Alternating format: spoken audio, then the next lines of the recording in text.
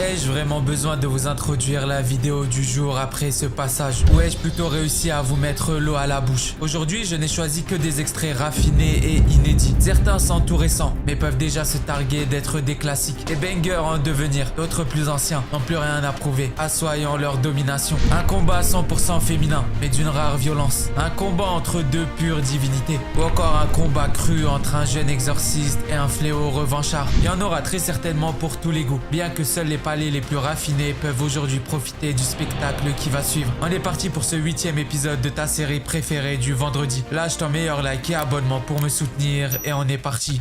Kenpachi versus Grémy.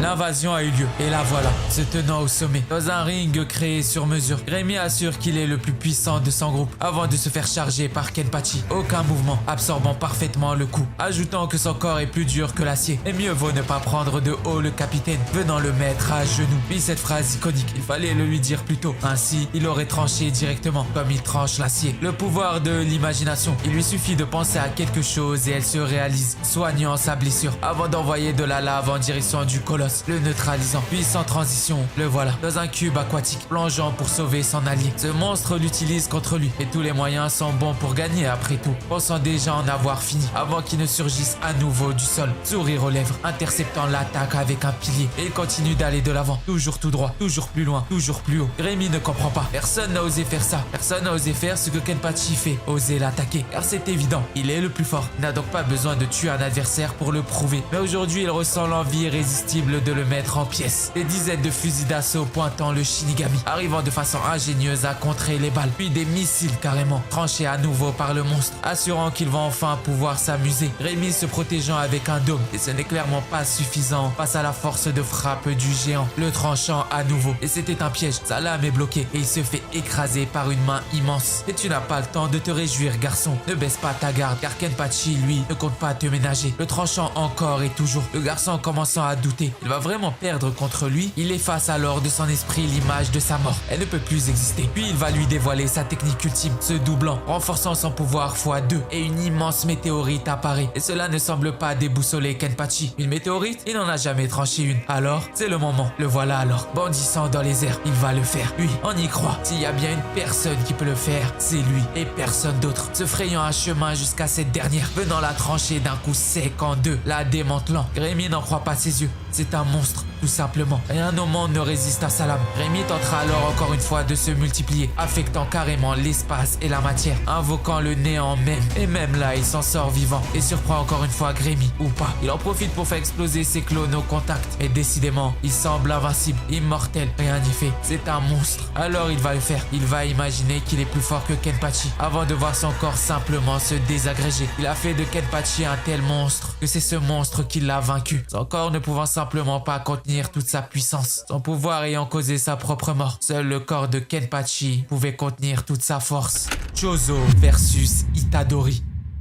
À peine leur regard ont le temps de se croiser qu'ils comptent déjà nous offrir le plus beau des spectacles. Chozo venant compresser son sang, Toji se mettant en garde, sa défense se faisant percer assez aisément, avant que le fléau n'utilise son pouvoir comme un rayon laser, chassant le jeune exorciste. Il ne compte pas fuir pour autant, faisant le tour, afin de se retrouver au contact de son adversaire, lui assénant un coup de poing dans la garde du fléau. Les présentations ont été faites, Chozo lui demandant ce qu'ont dit ses frères avant de mourir. Ils n'ont rien dit, et leurs regards, oui, ils ont pleuré, chose qu'il ne fallait surtout pas lui dire, car il compte les venger aujourd'hui, déployant son pouvoir occulte sur une large zone avant d'en saisir l'essence. Toji a le bon réflexe et refuse de se laisser faire, le plaquant au sol, repoussé d'un kick par Chozo, avant d'être poursuivi par une pluie de sang tranchant, puis 2-3 mouvements de main et une vague sanguinaire le plaque contre le mur. Toji se relève couvert de sang, il n'a pas le temps de respirer, que Chozo est déjà là, l'enchaînant de plusieurs coups, le dernier, sûrement létal, esquivé de justesse. Tout va trop vite et s'enchaîne, puis les revoilà à distance, Chozo claquant des mains à un silence, comme un moment de flottement dans le temps. Tojo réalisant qu'il n'a plus l'avantage, il n'a que 50% de chance d'esquiver son jet. Il doit alors le feinter, lui offrir une occasion évidente, bondissant dans les airs. Chozo en profitant pour l'envoyer à toute berzingue, esquivé par Yuji. Une course s'ensuit, et encore une fois, il trouve une nouvelle faille, ou pas. L'attaque vient de derrière, neutralisant Toji, en profitant pour lui perforer le pied. L'exorciste dans un sursaut d'orgueil, repoussant le fléau. Aucun temps mort, c'est lui qui vole à nouveau. Yuji se fera aider par Mekamaru. Il doit courir et fuir en direction direction des toilettes. Évidemment, Chozo ne le lâchant pas d'un pouce. Puis il découvre des toilettes en miettes et une fuite d'eau dans la zone. Toji surgit alors derrière lui, repoussant le fléau et ne le comprend toujours pas. Et si, finalement, son pouvoir explose complètement. La coagulation enrayée par l'eau, elle s'est dissoute. Toji marchant vers ce dernier, le regard déterminé. Il ne leur restait que leurs poings désormais. Et les voilà, se mettant en garde. Action,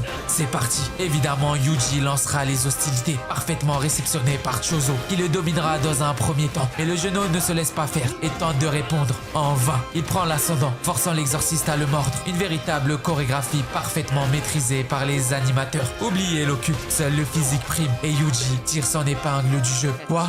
Non.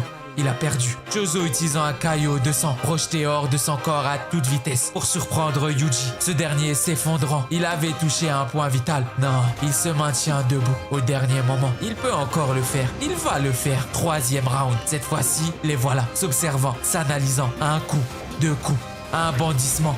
3, 4, 5, 6, 7. Encore. Des droites, des gauches, des kicks. L'art martial à son paroxysme. Un spectacle qui nous subjugue de par son réalisme. Foncez voir l'épisode tant chaque plan est parfait. Du cinéma pur et dur. Yuji venant l'enchaîner. Ça y est, il prend enfin l'avantage. Il va gagner. C'est terminé. Et cette sensation, c'était quoi? Son épaule se faisait arracher avant de se faire exploser plus loin. Chozo avait contenu son attaque avec son sang. Il avait gagné. Yuji a perdu, malgré toute la bonne volonté du monde. Robin versus Maria.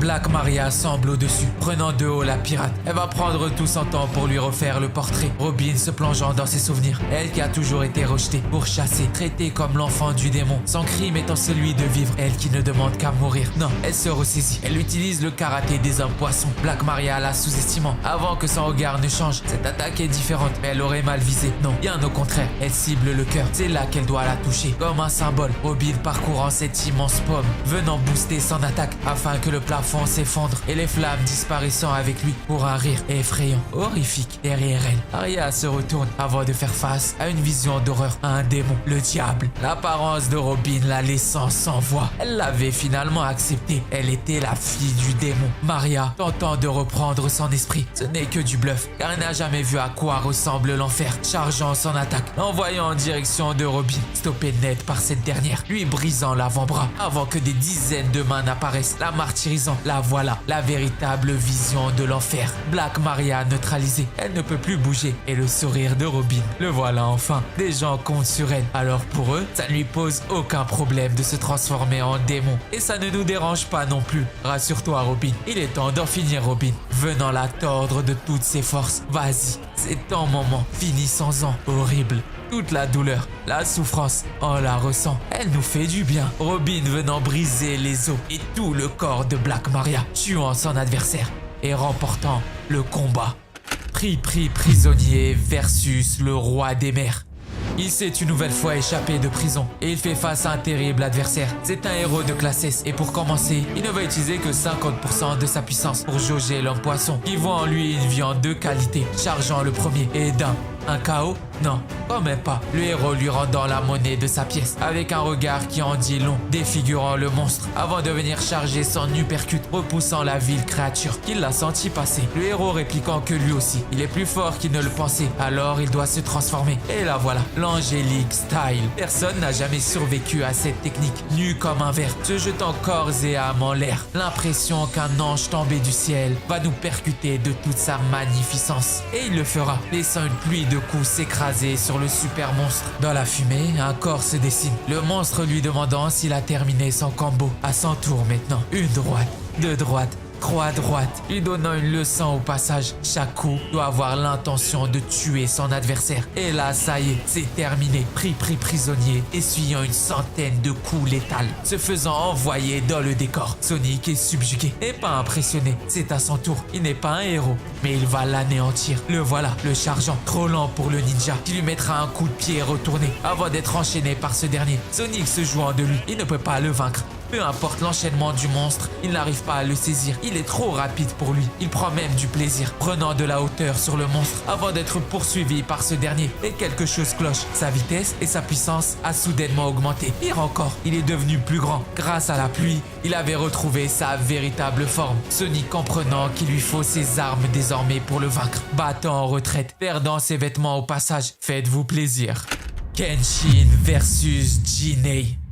Kenshin s'avance dans la pénombre, venu libérer l'otage, son regard respirant la haine. Oui, la haine contre celui qui a enlevé Kaoru. Le premier dégainant sa lame, suivi de près par Kenshin. Silence, ça tourne. La lune nous éclaire. Kenshin chargeant le premier, hurlant, son adversaire limitant. Et voici le premier sang satisfaisant, suivi de dizaines d'autres. Mieux vaut ne pas être épileptique. Le samouraï déchu, augmentant le rythme des assauts. D'abord un coup de face, avant d'avoir un balayage horizontal. Et enfin, la tranche verticale. Lui, Kenshin lit parfaitement tous les mouvements de Jinei, le bloquant, pensant avoir trouvé la faille. Et Jinei reste imprévisible et viendra débloquer le premier coup, pénétrant l'épaule de Kenshin. Il va alors pouvoir engager son adversaire, car c'est trop simple, hypnotisant Kaoru, paralysant ses poumons. Il ne lui reste que 2 minutes. Il ferait mieux de faire parler son sabre. Sans transition, Kenshin venant le percuter en plein visage. Si c'est ce qu'il veut, alors il l'aura. Il retrouve le vrai Kenshin. Il va abréger ses souffrances. Des paroles d'assassin. Le deuxième round va commencer. Et par conséquent, le vrai combat. Jinei se ravisant instantanément en croisant le regard du samouraï, lui demandant de stopper son hypnose. Le seul moyen étant de le tuer avant de venir s'hypnotiser lui-même avec l'auto-persuasion, le boostant sauvagement. Il est le plus fort, puis le voilà, se mettant en garde. La position de sa technique redoutable qui lui permet de tuer en un seul coup ses adversaires, tant sa vitesse est décuplée. À nouveau, le calme. Jinei se concentre. Il doit l'esquiver. Il peut le faire. Chargeant la tête la première. Le temps se suspend. Ça y est. Tout se passe en un instant. Jinei arrive à esquiver, pensant avoir trouvé une faille. Et Kenshin utilise son fourreau avec la même technique de rapidité. Son adversaire se retrouvant paralysé au sol. Kenshin souhaitant en finir avant d'être interrompu par l'otage, l'empêchant de tuer à nouveau. Bon voilà, épisode avec des combats vraiment intenses et serrés. Je dirais que mon préféré du jour est celui de Yuji et Chozo, en raison de l'effort mis dans la réalisation du studio d'animation. N'hésite pas à me dire laquelle est ta préférée en commentaire et à m'en proposer d'autres pour un prochain épisode. L'écriture et le montage m'a pris pas mal de temps aussi. Du coup, n'hésite pas à t'abonner, à liker la vidéo si mon contenu te plaît. J'arrive aussi tous les soirs sur Twitch où on fait plein de trucs si tu veux venir dire coucou. Il y a également mon Insta pour voir ma grosse tête, le Twitter pour me parler directement, le TikTok où je fais du contenu original et le Discord où pas mal de choses se passent en description. On se retrouve bientôt pour une prochaine vidéo. Sur ce, peace out.